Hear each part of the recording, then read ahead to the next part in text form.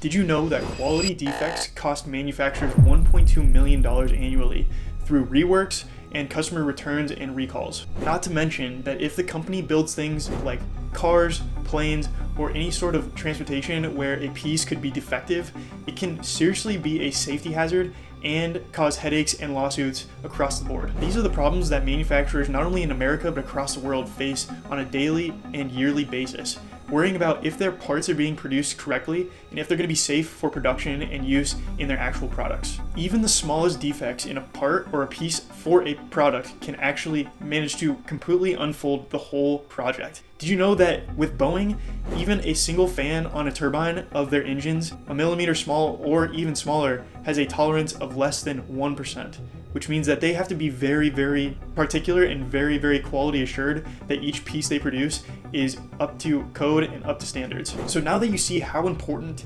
actual quality control in production and manufacturing is, let me put a scenario together. A car manufacturer is producing a bearing that goes into the wheel of an actual vehicle, and that vehicle has had a defect with their bearing system from production start. This has cost the company hundreds, maybe even millions of dollars in production, where they either have to start over or recall a bunch of the pieces of that vehicle. So you can imagine that quality assurance is pretty darn important.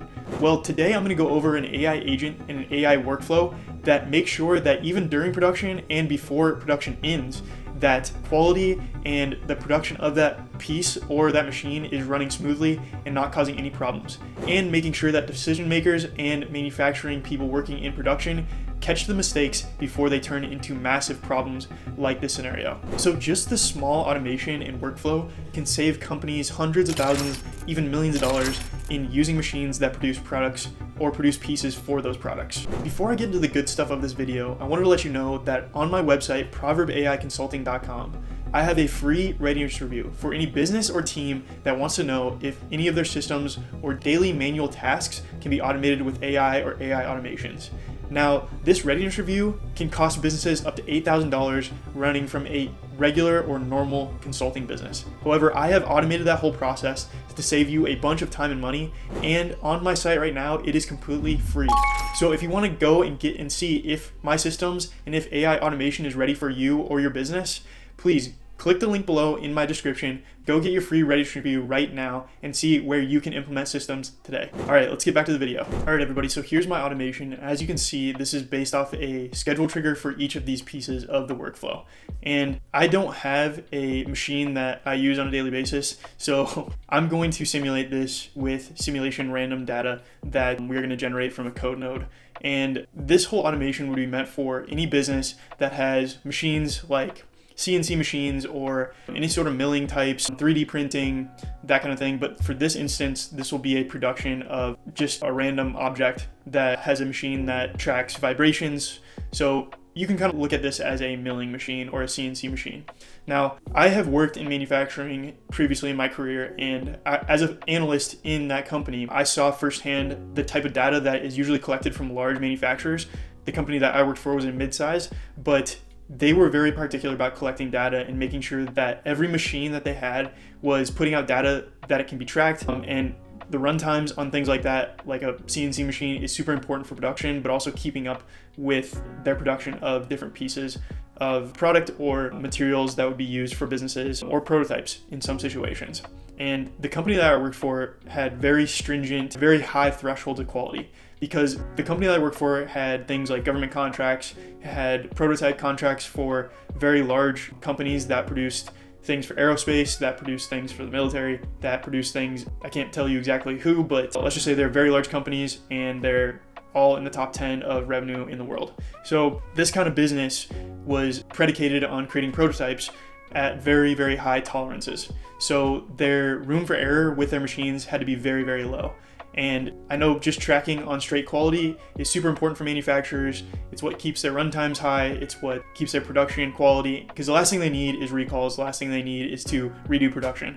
So all this is very, very important. And in this first piece, I'm just gonna go over what's happening and what exactly is being tracked. All right, so in this first piece, we're literally tracking this data, and this would be like if a machine is fully running and up and running on a daily basis. So we're creating this trigger for every 5 minutes to monitor production and see how the machine's running throughout the day. So my previous experience working with a manufacturer was that these machines would be running on 6-hour shifts. So they were running all the time, but they would be switched out with operators. The machines would be checked and serviced every 6 hours. And so they would be down for, if they were running at high capacity, they'd be down for 5 to 10 minutes for maintenance. But obviously if they ran into issues, they'd be down longer than that for repairs. And that is like worst case scenario for any manufacturer, is having their machines running all the time, but then, a few fail. And having those machines that fail is super bad for production. And you just want those machines running at their high capacity all the time. So anytime a machine breaks down, that is a super big deal. And in this example here, you'll see exactly what's happening to this machine and all the issues that's going to be coming up from it. And I'll show you some of the test data to begin with, but that's how we're starting off this automation. All right, so I am currently in this tracking Google Sheets. It has 2 separate sheets, but the first one that I'm on right here is a quality sheet that is just tracking quality in terms of the score. So the score has to be above a threshold of 80. And as you can see from yesterday in the morning, we had a shift where we had 3 different piece times out from 3 different operators, but they were all showing a quality score above 80. That means the risk level is green, so that means it's good. All the other pieces of this are low. So for instance, out of 100 units produced, only 4 had defects. So that's a pretty good tolerance level depending on what you're producing. Obviously you want to be closer to 0, if not 0, but all these metrics here that are being tracked, like quality score, temperature, pressure, vibration, humidity, units produced, defects, operator number, so that's the person running the machine, and then the risk level being green. And this all happened in the morning shift. So that's the first piece. These are all good quality scores that we got from running this yesterday, and I will show you what the next piece looks like. All right, so now we're in the other sheet associated with this production log, and as you can see, this machine, product line number 1, so that would be the product line, and this would be the first machine in that product line. And as you can see, it's had a lot of issues, not only yesterday, but today. So the risk levels for all these are yellow and above, yellow being a very bad score in terms of quality, and a lot of different issues happening with this at the time. And you can see the urgency for everything is medium and high. There's only 1 low urgency, but it's still in yellow because we're getting some poor readings out of different pieces or parameters like temperature, pressure, vibration, those ones that I talked about in the previous sheet. So now we're looking at root causes. And from the AI analysis that has been done, that I will show you in the next step, it's giving out recommendations for what to do with the machine, and then also the root causes of why the machine is getting a urgency score or a risk level that is yellow and above. So that's all good to know. If I go over here, you can see all this happened in the morning shift. You can see there's different operators, and you can see that all different temperatures, pressures, and vibrations, but we'll see exactly what's going on in the next step. But this is just how we would be tracking it if it was running on a 5-minute interval to see how the machine's performing. All right, so now we're in that second piece of the automation after it's moved past the trigger stage, and we're looking at this generate production metrics. Now in reality, we would have an HTTP request that would be receiving API data from the machine. And I know a lot of machines have this integration with computer systems for tracking, for making sure that everybody's involved in seeing what the actual machine is doing on a runtime basis in production. So you can pretend this is like an HTTP request, but in reality it would be. However, we're just generating random metrics from this machine just with a code node every time that schedule trigger runs. So that's that. Now we're going to look at the AI quality analysis piece of this. All right, so I'm in the AI quality analysis node, and I just have a very simple prompt here that explains everything about the machine and what it should actually be looking for in different variables. So as you can see, it just says you are manufacturing quality control AI. Analyze the following production metrics and provide a risk assessment. So the production data, they're getting that production data from the generated production metrics, and they're comparing it to optimal stuff here, right? Like optimal temperature, optimal PSI, so that would be pressure, making sure the vibrations less than 1.5, optimal humidity is between 48 and 52%, and then units produced is 100 per 5 minutes. So that's all good things. If there's any defects detected, line speed, percentage, that kind of thing. So it's going to analyze that, it's going to give it a risk score, it's going to give it a risk level, and it's going to give all these metrics as to what could possibly be going wrong with the machine based off of the production data that is being received from that code node. Now, I do want to let you know, depending on the company that this manufacturing production line is under, OpenAI may not be the best option for that. In fact, you'd probably want to have a self-hosted or LLM, because for that reason, if you have government contracts, if you have NDAs with your manufacturer for prototypes, anything under those umbrellas of security, like if you have government contracts, things like that, they're going to want to protect the data, and obviously protect the data coming from the production. Because if anything happened with leaked information about defects, things like that, it could be very bad for the business actually manufacturing it, but also the business associated with having government contracts, because you don't want any bad information or misinformation getting out to media, things like that. So OpenAI, not the safest in this example. This is a fake example, so we won't be worried about that. But in reality, I would probably use something self-hosted like Ollama, and this just keeps everything safe so you can know exactly where the data is going and how it's being used. All right, so now we're getting into the piece of the automation that actually warrants different logs and alerts different pieces of the business or manufacturing team. So as you can see in this risk level routing, you can see that depending on how the AI quality assessment goes, it's going to be bucketing different pieces of the production metrics. So, you have red, yellow, and then green. Yellow being, a medium warning, red being an absolute emergency. We need assessment on this machine because it's not working properly and it's, having a lot of problems with production. Green means everything's good. There's no reason to actually, warrant a warning like an alert, or contact a manufacturing lead to get that thing figured out, or a critical alert. Definitely not with green. So we're just logging that. That's just a normal production data log. And then I'll show you exactly what each piece looks like in the next step, so that you understand, okay, yellow is getting this warning. We're emailing manufacturing about the production of it if it's a problem, and also a Slack critical alert if that actual warning is red. And then obviously we're over here logging all the alerts from yellow and red so that we can go back and maybe solve problems in the future or avoid problems in the future if that happens. All right, so I'm just going to execute on this and show you exactly what's going on. So when I execute this, you'll see that something's going to happen. I don't know what's going to happen because it's just random generated data for this test, but the AI is assessing it. Okay, we found out it's actually a yellow warning. So then we're going to go look at the Slack warning alert that the whole team's getting, and that they need to keep an eye on this particular machine. All right, so I'm in Slack and I'm under the manufacturing team's Slack notification channel. And as you can see, quality warning, production line number 1, which is that machine. Their quality score was 85%. Risk level is yellow. And the AI analysis says pressure slightly above optimal range. So the urgency is low, it just needs to be kept an eye on.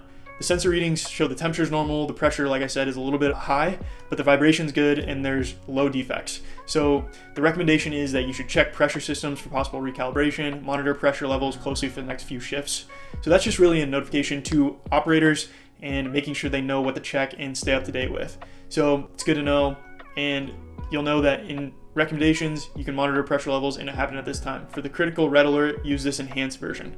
So if for some reason there's a critical event and you know that pressure is being low, you'll know that the risk score is pretty low, but just make sure that you know exactly what's going on with the machine. So if there's any sort of servicing going on in the future, that they know what happened in the actual production line. All right, so I was just running it a couple times and I wanted to show you exactly what happened when there's actually a critical level red warning going on for this machine, and the alert level is very high. It's critical, so we need to check on that machine immediately. There's no time to waste, and we need to know exactly what's happening. So I want to show you what that email notification looks like on decision makers or manufacturing leads email, to show you exactly what's going on if they were away from the machines for a little bit, and that decision makers need to be notified about the status of the machine. All right, so here's that email. It just says critical production quality alert, product line 0. So it's a high level critical alert about what's going on in this machine. So we're looking at this machine, we got an email notification that says the shift morning, operator, time exactly, quality score is 97%, critical. It says urgency level high, vibration significantly above optimal level. So my experiences with CNC machines, that if the vibration is significantly higher, it can be a big problem for quality, because if you're milling something, that drill can be going at a very high frequency and cause very big problems, not only with the integrity of the metal it's milling, but also the quality of the actual tools being used to mill it. And some of these tools can be extremely expensive. Like these drills are drilling with titanium, they're drilling at sometimes with diamonds or gold, or very expensive materials in these drill bits. So if if those for some reason break, that can be a very expensive mistake, not only from a production standpoint, but also from a tooling standpoint. So this critical information is very important to know. So yeah, as you can see, the vibration number is 2.31. Optimal is 1.5 or less. So that's extremely high. And with all these other things, the temperature hasn't reached a critical level yet. So that's good. Sometimes when you get a high vibration tool, it can overheat very fast. So that's good. Obviously, all the other metrics are good except humidity may be a little low, which is not a problem. But it could be a problem if the temperature rises and the humidity isn't enough to cool it off fast enough and you have issues. And this can actually be a safety issue if a fire somehow starts within a machine. So I just want to show you what that looked like. It's very interesting. It's just a nice way to look at it from a HTML standpoint, and it obviously tells you exactly what's going on, which is a critical quality alert. All right, so finally we are to this daily report trigger. That's this bottom half here. And I want to show you exactly what's going on here too, because you need to understand that it's good to have reports on a daily basis for manufacturers and for manufacturing leads and decision makers to make sure, okay, we're running at full capacity. Maybe today we weren't. Maybe today we had, a lot of machines break down. We had a lot of spending on repairs, things like that. So this is very important to know from a production standpoint for manufacturers to know exactly what's going on with their operations and to make decisions effectively. All right, so I'm going to execute on this daily reports trigger and show you exactly what's happening and what we're going to get as an email, a notification for manufacturing leads and decision makers. So it's running. It's taking a look at yesterday's quality data that was all logged in that Google Sheet. AI is generating a daily report on it, and then you'll see we'll get an email in Gmail. So as you can see, I have gotten the daily quality report for 2026 February 9th. And I will just click into this and show you exactly what's going on here. Okay, it gives us a daily quality report, right? Executive summary says the average quality score for that particular machine was 88%. Units produced 292. Defect rate was 3.42%. So not terrible, not bad. This is what the basic information about the machine looks like. Then we have environmental conditions and daily averages, which everything pretty much stayed in the range of what it should be. Maybe humidity was a little bit high, but that's fine. There's only 3 different readings from the morning shift, probably because this machine was failing a lot, so it didn't obviously make it into the afternoon or night shift, and there's 3 different unique operators on duty.